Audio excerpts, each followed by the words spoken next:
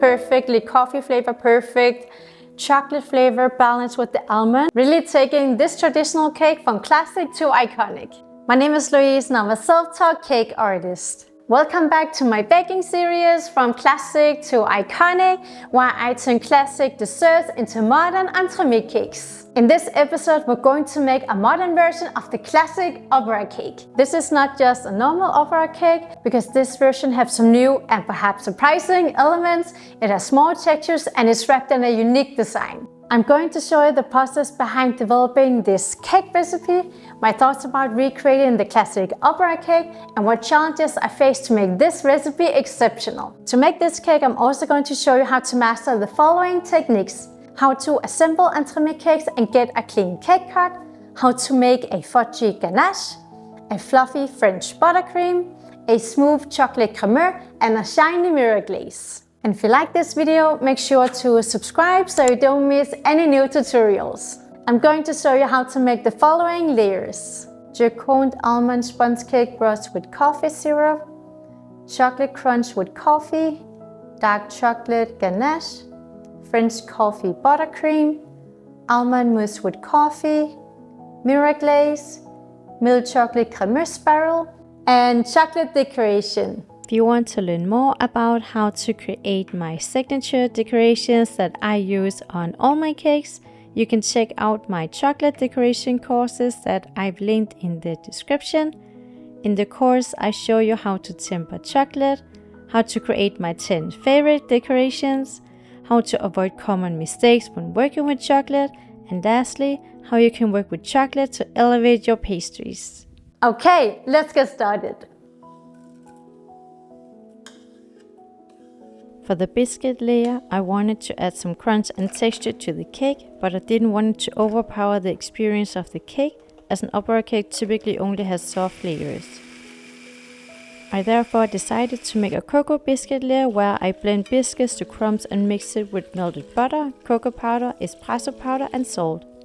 I only wanted it to be a thin layer and the flavor to be slightly bitter, which is why I added both cocoa powder and espresso powder, as this gives a nice balance to the almond cake that will come on top. I spread the biscuit base in a pastry ring, level the surface with a glass and put it in the fridge.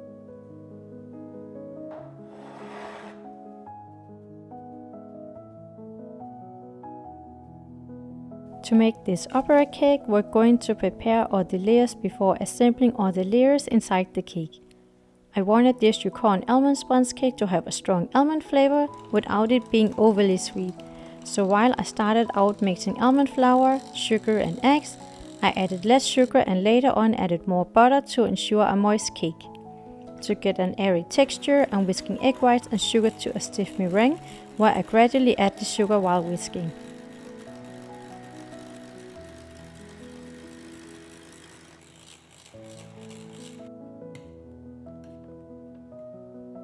The almond mixture I then mixed with the meringue. Here it's important to fold gently so you don't lose all the air that we just added to the batter.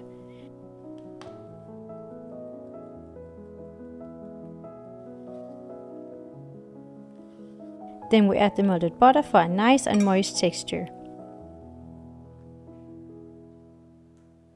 I then put the dough in a baking tray with baking paper sprayed with a bit of nonstick and bake it at 210 degrees for 7 to 9 minutes. Now that the dough has cooled off, I debated whether to use 2 or 3 sponge layers. A traditional opera cake has 3, but I was worried that it might make the cake too heavy. So in the end I went with 2 layers, and I'm actually so glad I did, because the balance of the flavors and textures are exactly as I was hoping. Once the cake is cool, I cut out 2 sponge cakes with a pastry ring and trimmed them to about 1.3 centimeters in the height, as I found that this was the ideal height for this opera cake. As we won't assemble the full cake until later, I'm wrapping the cakes in cling film to keep them fresh until assembling.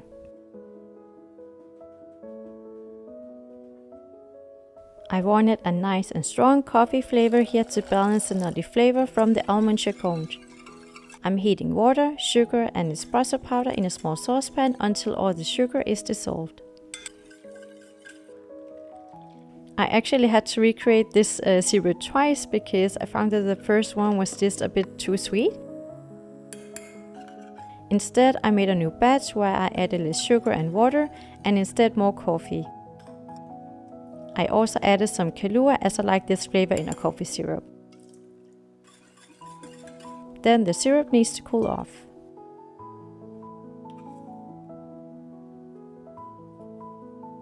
A typical opera cake actually doesn't have any crunch, but crunch is really a must for me as I love to play with textures and I personally don't like a flavor experience of something just being soft. So I therefore made a crunch layer consisting of milk chocolate, feuilletine, Nutella, cocoa powder, espresso powder and salt.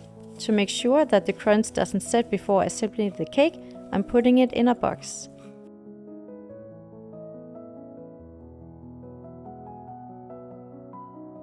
I love a good smooth chocolate ganache and I wanted this one to have a rich flavor to balance the coffee and the almond flavor.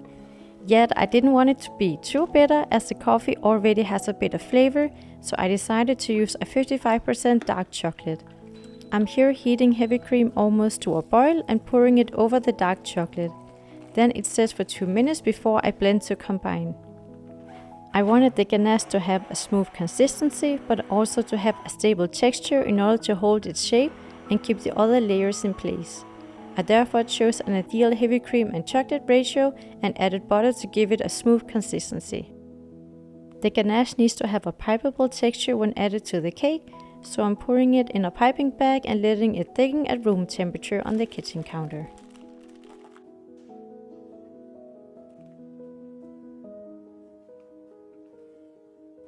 I love a good buttercream, but what I don't like is when it tastes like butter. So my focus was to create a well-balanced buttercream with a smoother texture than a normal buttercream, but also still with a stable texture in order to hold the other layers in place. I start out by dissolving espresso powder and let it cool, and then moves on to beating egg yolks until it has a paler color. I wanted an almost custard-like texture, which is why this recipe contains several egg yolks, as I think this gives the perfect texture. Sugar and water is heated to exactly 116 degrees and put over the egg yolks while whisking. I keep whisking until the outside of the bowl isn't hot anymore and the mixture has a thick and a more dense structure. Then we start adding the soft butter, where I keep whisking until all the butter flavor is gone, as this just gives a more balanced flavor. Upon adding the cold coffee, I actually adjusted the coffee amount several times as I wanted a strong but still balanced coffee flavor. I then put the cream in a piping bag and then we are ready to assemble the cake.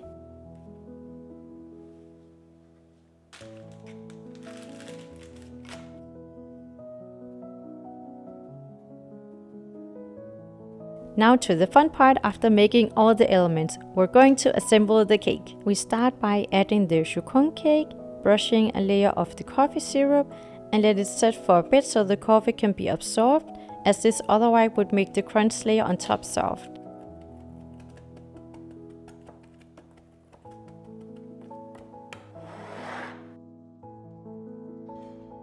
After the crunch has set in the freezer, I'm adding the thickened chocolate ganache, leveling the surface and putting it back in the freezer. And lastly, a layer of buttercream that I also level for a clean cake cut. What's important here is to allow each layer to set a little before adding the next layer, as this not only ensures that the different layers keep their texture, but also to get a clean cake cut, which kind of is like the trademark of an opera cake. We want to have nice, sleek layers. I therefore let each layer sit for 10 to 15 minutes in the freezer so the surface can set, as this allows us to add the next layer without ruining the shape of the former layer. To recreate the layer of an opera cake, I decided to double each element for a more impactful flavor experience of textures. And as you will see, this also results in the most beautiful cake cut. After repeating all layers, the full cake needs to freeze overnight. For the almond mousse, I was thinking for so long if I should make it with or without coffee. Should it be more sweet or slightly more bitter from the coffee? I decided to create one that contains a bit of coffee to balance the flavors, as I think what should stand out about the flavor in an opera cake is coffee and chocolate. I started out by melting white chocolate and putting it aside. Here I debated whether to use milk chocolate instead of white chocolate, but I knew that the milk chocolate would overpower the almond flavor, and I wanted the almond flavor first and foremost to shine through, as the only other layer with almond otherwise is the Joconde cakes. I then moved on to making the almond paste by blending almonds with icing sugar and oil, which I mixed with the melted chocolate. The next step is to soak gelatin, heat heavy cream almost to a boil, and then mixing the gelatin in the hot cream before it's put over the white chocolate/almond mixture.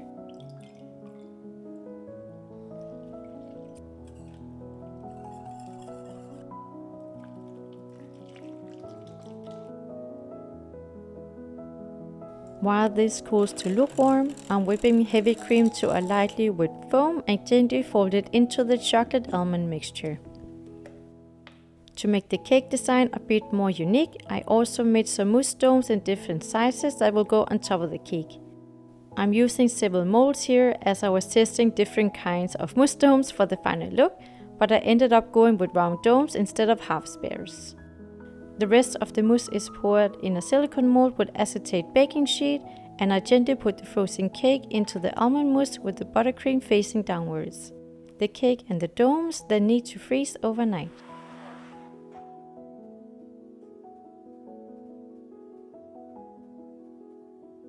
This cremeux is really the cherry on top of this cake, as it not only is creating a mesmerizing look but also adds the most velvety texture. I here decided to go with a pure chocolate flavor to emphasize the chocolate flavor of the cake further. After soaking gelatin, I melt milk chocolate and put it aside.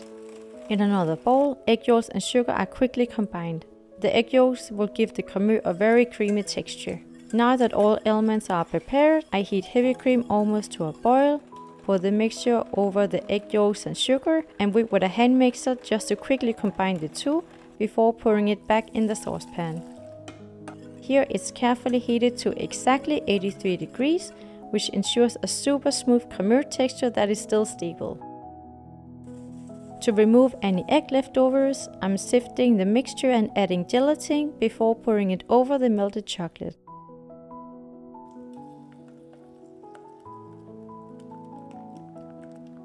To ensure a fully consistent texture, I hand blend the cremeux.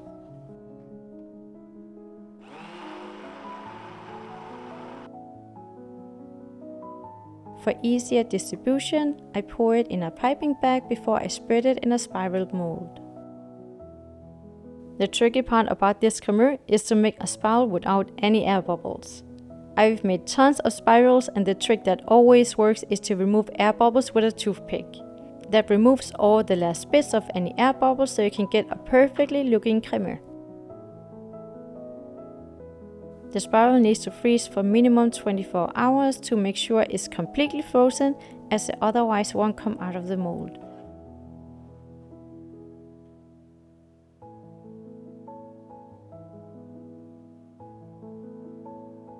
For the cake look, I wanted the cake to resemble the colors of an opera cake. I initially thought about going for a cocoa glaze, which would give the cake a darker color, but I felt that this color would be a bit too dark in comparison with the other elements, and the cocoa flavor is also more prominent compared to a milk chocolate glaze. So in the end, I went with a milk chocolate glaze that I make by soaking gelatin, heating sugar, water, heavy cream and glucose syrup almost to a boil before pouring it over milk chocolate.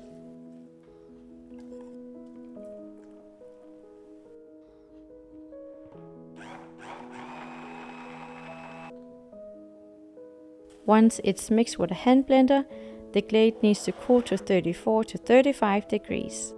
I place the fully frozen cake on a baking cooling rack and pour the hot glaze over the cake. Due to the temperature differences of the frozen cake and the glaze will stick and cover the cake nicely with a shiny surface. After a couple of minutes, I remove the Cremeux Spiral from the mold and place it on top of the cake.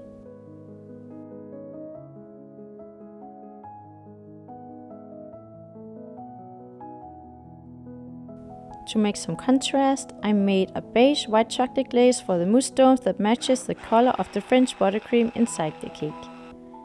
I start making this glaze once I have glazed the cake with the milk chocolate glaze.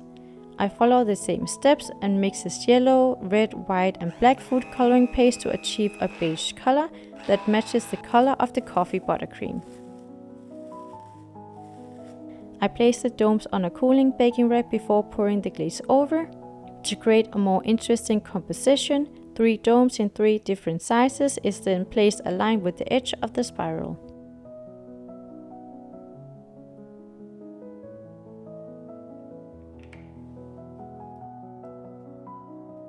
I always strive to make the outside of my cakes look like the inside of the cake, so what you see is what you're going to eat, which is why I wanted a color scheme based on the milk chocolate color and a base color to resemble chocolate, coffee and almond colors.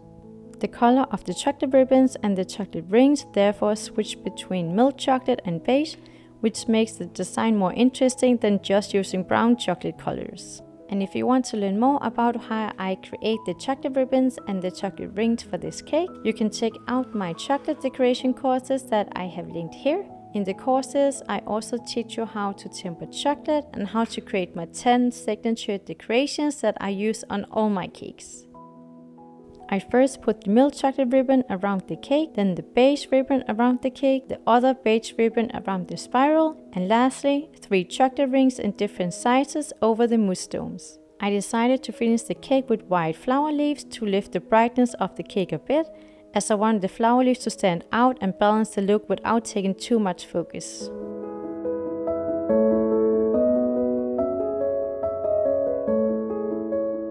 I'm honestly super excited and so happy with this final cake design that I think is mesmerizing. The colors that represent the inside flavors result in a balanced cake design that to me resembles a modern interpretation of an opera cake.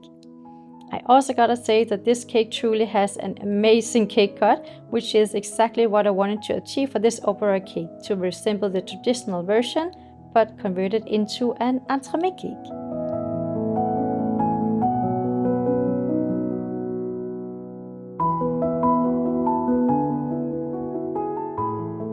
And now to the best part, to actually eat the cake. This recipe, it turned out exactly like I wanted. I wanted it to be like a traditional opera cake, but with more textures and elevated. And I think the crunch and the biscuit here really does that. It has an amazing coffee flavor, amazing chocolate flavor that just pairs extremely well with the almond. It's everything I wanted for this cake recipe.